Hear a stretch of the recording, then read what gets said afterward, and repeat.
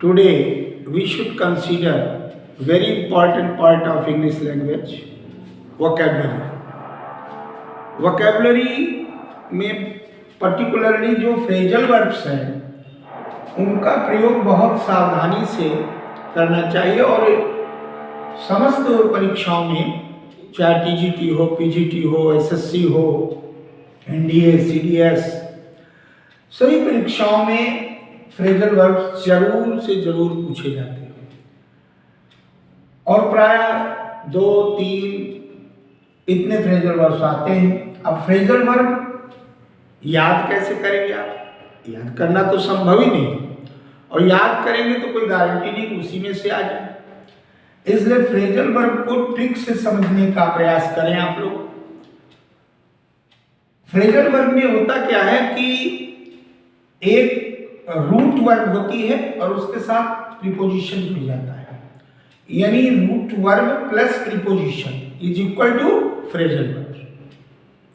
और phrasal verb को समझने के लिए आपको ये दिमाग में रखना पड़ेगा ट्रिक कि जो मूल वर्ब है उसका तो एक अर्थ होगा, लेकिन अलग अलग प्रीपोजिशन जो लगेंगे वो अलग अलग अर्थ व्यक्त करेंगे। सभी प्रीपोजिशन का अलग अलग अर्थ हो जाएगा। जैसे वो मूल रूट वर्ब में जुड़ेंगे उनका मीनिंग अलग हो जाएगा। फॉर एग्जाम्पल पहला ब्रिंग अबाउट। अब ब्रिंग माने क्या होता है? ब्रिंग मीन्स लाना। अब किसी चीज को ब्रिंग लाना और फिर कह दिया अबाउट, तो कोई चीज ब्रिंग अबाउट हो रही है तो इसका मतलब है कि लाए और अबाउट माने होता है बारे में। अब ट्रिक शुरू होती है। किसी चीज को ला करके और उसके विषय में कुछ तब संभव है जब वो आपके सामने प्रोड्यूस हो, उत्पन्न हो। तो कोई चीज ब्रिंग लाना अबाउट का सामान्य अर्थ होता है बारे में, विषय में। शाब्दिक अर्थ छोड़ दीजिए, लाक्षणिक अर्थ लीजिए, फिगरेटिव मीनिंग लीजिए, तो भाव निकलता है कि लाए, लाना और अबाउट उसके विषय में।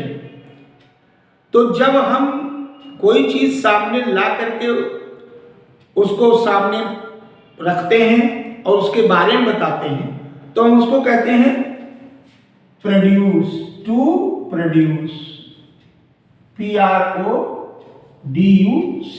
यानी उत्पन्न करना। क्या होता है? उत्पन्न करना।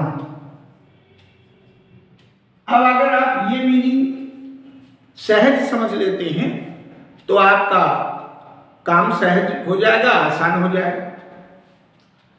अब आया ब्रिंग अंडर। ब्रिंग का वही सेम अर्थ, लाना। अब किसी चीज को अंडर, ध्यान से समझिएगा, अंडर तो जैसे ला करके अपने अंडर में कर लो तो उसका क्या अर्थ हो जाए? व्यवहार में ला के अपने अंडर में करना, नहीं वश में करना। तो उसकी मीनिंग जो है क्या बनेगी? हिंदी में हो गया वश में करना। अब जिस चीज को बस में कर लोगे वो क्या इंग्लिश में आपको लिखना है केवल। अब उसके लिए एप्रोप्रिएट क्या आता है कि उसको अपने अधीन कर लेना। टू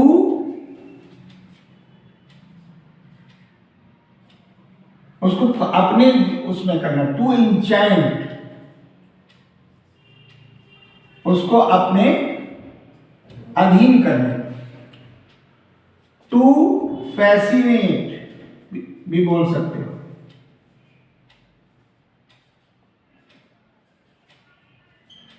इसका भाव हो गया उसको अपने अधीन कर लेना, वश में करना। तो मीनिंग हो गई वश में करना। अब कोई भी चीज अपने अधीन कर लिया, बस में कर लिया, तो भाव क्या निकला? जब किसी चीज को हम बस में कर लेते हैं तो भाव क्या निकलता है? भाव ये निकलता है कि भाई लाए और अंडर में कर लिया। तो सीधा सीधा अर्थ निकल गया। जहां अब आगे इसी पद्धति को दृष्टिगत रखते हुए keep in your mind, you should go ahead. Bring round, bring माने लाना, और राउंड माने क्या होता है? राउंड माने गोल होता है, राउंड माने उसको चक्कर ऐसे भी बोलते हैं। अब मान लीजिए किसी चीज को लाए, शाब्दिक अर्थ हुआ ला करके उसको राउंड, यानी कि जो चीज, कोई भी चीज जो है, ब्रिंग आप लाए और फिर उसको राउंड किया, इसका मतलब कि गोल करना। अब गोल क्या करना? राउंड माने उसको घुमाना, उसको उसको उसको उसी बारे में। तो इसका मतलब जो जहां था, राउंड कैसे बनता है? चक्र का या वृत्त का, सर्कल का निर्माण एक केंद्र होता है, उस केंद्र जहां से शुरू होता है। जैसे गोला बनाना है तो आप ऐसे बनाएंगे ना, और गोला आके एक प्रकार से बनाते हैं तो एक केंद्र बिंदु होता और एक चारों तरफ होता, तो जहां से शुरू करते हैं वहीं तो मिलाते हैं। तो इसका मतलब है कोई आदमी बेहोश हो तो उसको जहां जो गति पहले थी उसी स्थिति में लाना, यानी पहले चेतना में था तो उसको चेतना में लाना। तो क्या हो जाएगा? टू मेक कॉन्शस, यानी उसको चेतना में फिर लाना, जो बेहोश हो गया था। या to get rid of SWON, swoon कहते हैं बेहोशी से, बेहोशी से छुड़ाना। अब उसको बेहोशी से मुक्त करना, यानी भाव हो गया इसका होश में लाना। इसकी मीनिंग हो गई जो बेहोश हो गया। अब बेहोश का मतलब अगर भटक गया, उसको भी अर्थ लेते हैं ब्रिंग राउंड, मार्ग से भटक गया उसको पुनः उसी मार्ग पे लाना। तो जैसे सर्किल बनाते राउंड, तो जिस जो परिधि होती है, जो केंद्र बिंदु से हम त्रिज्या लेकर के खींचते हैं वृत्त को, तो जहां से शुरू होता है मिलता गोला वो सर्किल वहीं उसी बिंदु पर। तो इसलिए जहां था, यानी जो भटक गया उसको फिर मार्ग पे लाना, उसको सही मार्ग पे लाना, होश में लाना। फिर इसी पद्धति से आगे बढ़ेंगे। ब्रिंग डाउन, इनका तो सब लाना लाना। अब किसी चीज को bring down, down negative sense देता है। डाउन का मतलब उसको नीचे कर देना, डाउन माने नीचे। अब नीचे लाना यानी जो ऊपर था नीचे लाना, यानी उसको कम कर देना, उसको घटा देना। टू, तो क्या अर्थ होगा? घटा देना, कम करना। टू रिड्यूस, घटाने को क्या कहते हैं? रिड्यूस, उसको नीचे ले आना, उसको घटा देना, उसको गिराना, ऊपर से नीचे लाए तो हम कहते हैं टू। कोई भी चीज आया, टू डिक्लाइन, डिक्लाइन हमेशा क्या होता है? नीचे से, यानी ऊपर से नीचे गिरना, यानी पतन। गिराना, उसको घटा देना, जो उसका स्तर है उसको ब्रिंग डाउन कर देना, उसको नीचे ला देना। तो ये भाव स्पष्ट हो गया। उसके बाद ब्रिंग आउट, ध्यान से समझिएगा। और इसी प्रकार से इनको जब आप लोग use in your own sentences abundantly करोगे, काफी मात्रा में करोगे, तो फिर ये हमेशा के लिए दृढ़ हो जाएगा, मजबूत हो जाएगा। अब ब्रिंग आउट, अब जो चीज ब्रिंग है, लाए और आउट कर दिया, उसका बाह्य स्वरूप यानी उसको खोल दिया, उसको बिल्कुल सामने ले आए। जो छिपी हुई चीज अंदर थी, इन थी, वो आउट कर दिया, यानी उसको क्या किया आपने? टू हाईलाइटेड भी कर सकते हो, या टू रिवील, जो छिपी हुई बात थी उसको आपने प्रकट कर दिया, प्रकट करना।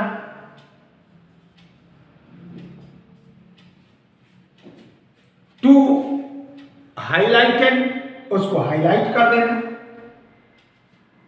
अब आप देख रहे हैं कि ब्रिंग वही मूल है, अंडर आया तो ये भाव अपने अंडर बस करना, अबाउट उसके बारे में कोई चीज वो करना, तो पहले बारे में बताओगे तो वो चीज सामने प्रोड्यूस करोगे।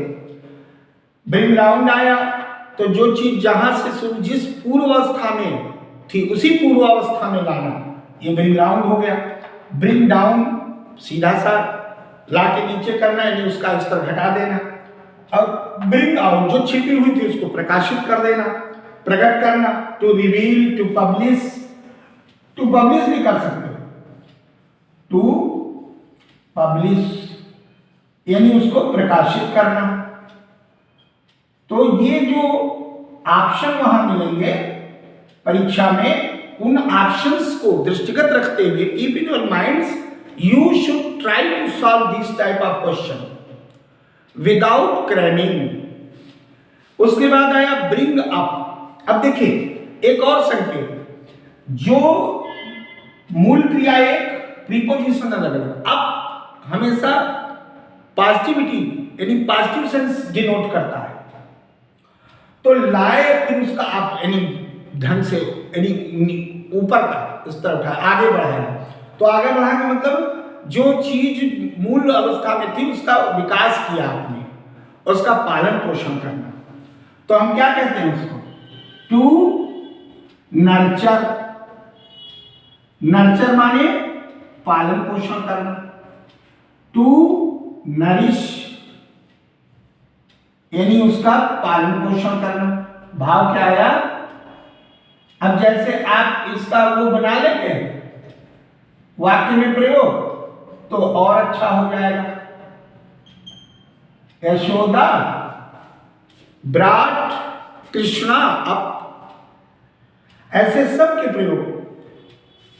फिर ब्रिंग फोर्थ, ब्रिंग फोर्थ। अब देखिए ब्रिंग फोर्थ और ब्रिंग अबाउट एक जैसा है। ब्रिंग फोर्थ में बस अंतर यह है कि फोर्थ माने होता है सामने और ब्रिंग माने सामने लाना।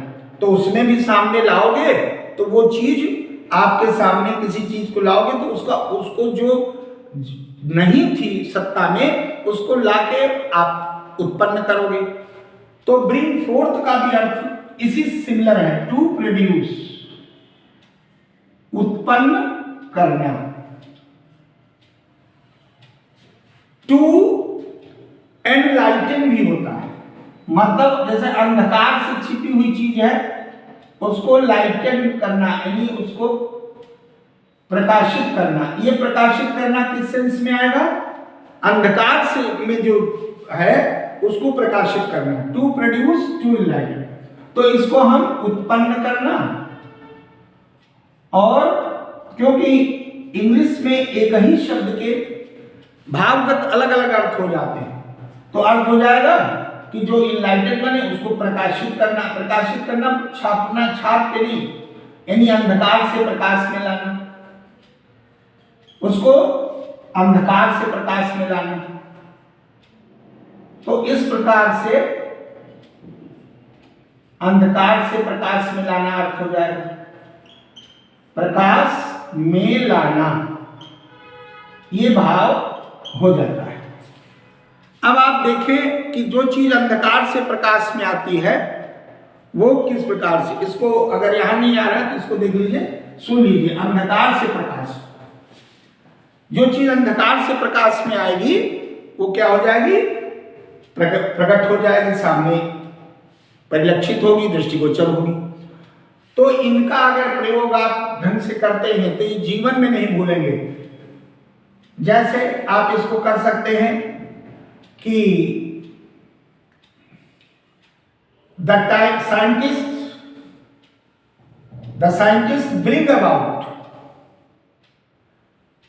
The ideas, the things which are hidden.